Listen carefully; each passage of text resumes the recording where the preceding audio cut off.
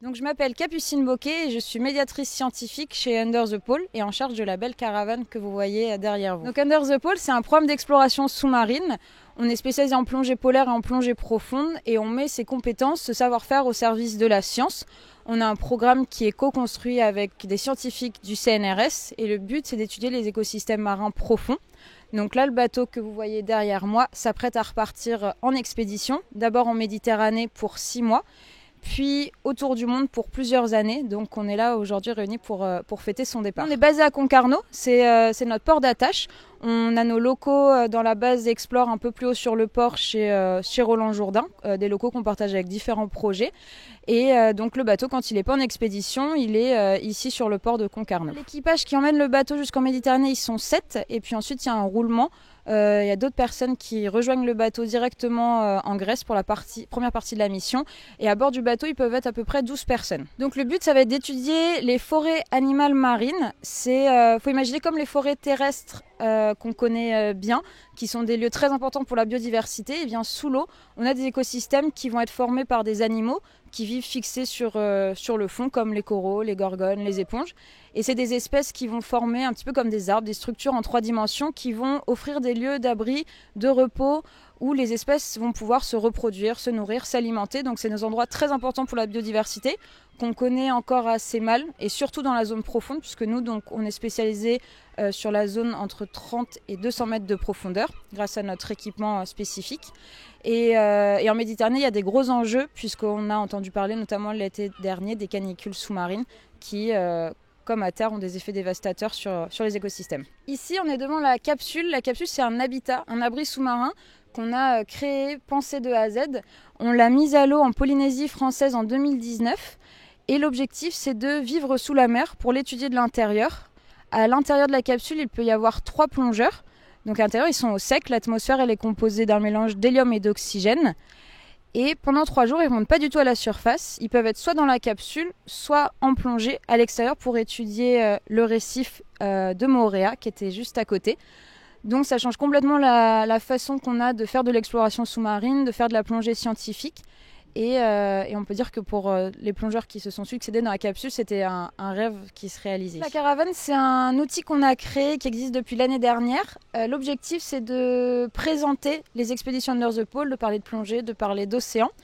La caravane, on l'a pensé un petit peu comme le relais terrestre, puisque le bateau, il est quand même assez rarement ici sur le port. Donc on voulait avoir un outil qui nous permette de présenter ce qu'on fait, d'inspirer, et puis de donner envie de s'intéresser à l'océan et de le protéger. On va pouvoir présenter ce qu'on fait, expliquer pourquoi on le fait, pourquoi on plonge, donc dans un objectif scientifique. On présente du petit matériel de plongée, les bouteilles avec lesquelles on plonge qui contiennent un mélange gazeux qui s'appelle le Trimix. On présente des espèces qu'on a étudiées, comme le requin du Groenland avec lequel on a pu plonger. Et c'était la première fois qu'on pouvait l'observer, le filmer dans son milieu naturel, nager avec lui. On a une grande carte qui va présenter les endroits importants pour Under the Pole, là où nous sommes partis en expédition pendant plusieurs mois, pendant plusieurs années. Et donc la carte fonctionne avec la frise du haut qui présente les 4 grands programmes d'expédition. On existe depuis 16 ans maintenant, et donc la première expédition a eu lieu en 2010. Et elle avait pour but de partir du pôle Nord géographique pour plonger et observer, témoigner ce qu'il y avait sous la banquise. Et à l'arrière de la caravane, on présente un petit peu la capsule, l'installation complète, comment elle est ancrée dans le fond, comment on vit dans la capsule. Et tout ça est aussi mis en image grâce aux vidéos. C'est des vidéos qu'on peut retrouver sur notre chaîne YouTube, sur Under the Pole. Vous pouvez retrouver toutes les vidéos qui montrent les coulisses des expéditions. C'est des formats d'une dizaine de minutes qui montrent vraiment comment on vit dans le bateau, comment on fait de la science, comment on plonge. Et c'est très très chouette à regarder. La nouvelle saison devrait sortir la semaine prochaine. Elle parle de la Guadeloupe, l'expédition en Guadeloupe qui a eu lieu au printemps dernier. Voici le Wai. Le Wai, c'est notre voilier d'expédition. C'est une goélette qui nous permet d'aller un petit peu partout dans le monde. C'est une coque en aluminium qui est très résistante. C'est un bateau qu'on a acheté en 2014 qui a résisté à un hivernage dans les glaces du Groenland. Et donc quand on part en expédition, c'est notre camp de base. C'est sur ce bateau qu'on vit, qu'on travaille, qu'on dort, qu'on se repose. C'est depuis le bateau qu'on plonge, etc. Donc c'est le centre très important pour Under the Pole. Donc aujourd'hui, on organise des visites avant son départ en expédition aujourd'hui à 14h. Le bateau, là, il est prêt à partir. Il est plutôt en mode convoyage, c'est-à-dire que tout est prêt pour la navigation jusqu'en Méditerranée. On a embarqué tout le matériel scientifique, le matériel de plongée, le matériel de photo sous-marine, la nourriture, bien évidemment. Et donc ça, c'était le travail des dernières semaines. En Grèce, on a 2 sites d'études. Le premier, c'est l'archipel de Fourni, qui est à l'est vers la Turquie. Et le deuxième site s'appelle Trikeri. C'est les 2 premiers sites en Grèce. Donc, bienvenue dans le Y. Ici, on est dans le carré. C'est la pièce centrale, là où tout le monde transite, travaille, se nourrit, se repose. C'est l'endroit qui est très très important dans le bateau, où on peut se réunir donc à peu près à 12 personnes, plus 2 enfants, puisque Emmanuel et Guylain, qui ont créé Under the Pole, embarquent leurs enfants en expédition. C'est pour ça que vous voyez des livres pour enfants, un petit bureau. Donc voilà, le bateau est prêt à partir. On a tout le matériel de plongée, le matériel scientifique, la nourriture pour plusieurs mois de mission scientifique. Il y a 5 cabines dans le bateau.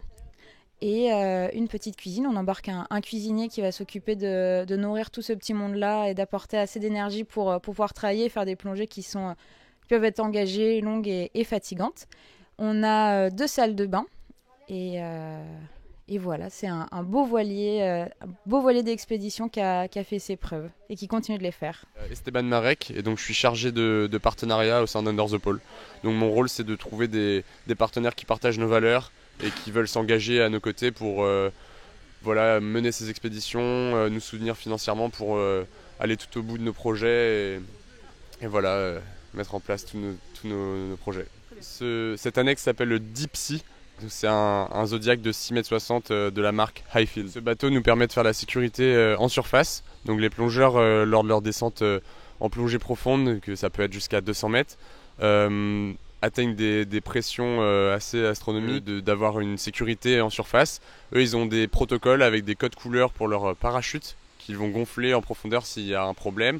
Et donc, suivant la couleur, en surface, il y a des protocoles qui sont déclenchés. Si c'est un parachute vert ou jaune, ce sera une oxygénothérapie. Donc, on va descendre de l'oxygène pour que les plongeurs puissent commencer leur désaturation avec l'équivalent en fait d'un caisson hyperbare mais en profondeur.